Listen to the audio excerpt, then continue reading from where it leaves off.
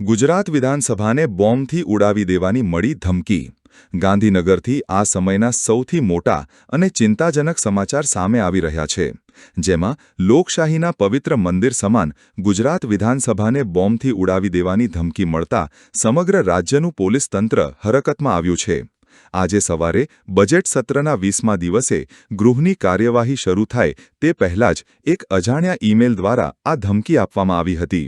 ઘટનાની ગંભીરતાને જોતા સવારે 9 વાગ્યાનું સત્ર તાત્કાલિક અસરથી રદ કરવામાં આવ્યું છે.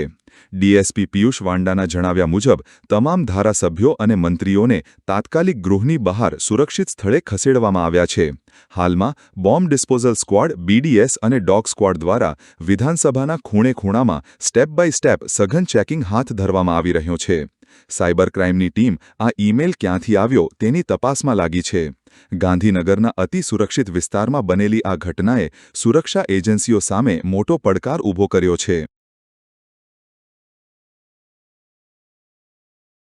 आज सवारे 8:30 વાગ્યાની આસપાસ વિધાનસભા ઈમેલ આઈડી ઉપર એક ઈમેલ આવ્યા છે. આમાં બોમ્બ બ્લાસ્ટની ધમકી મળેલું છે.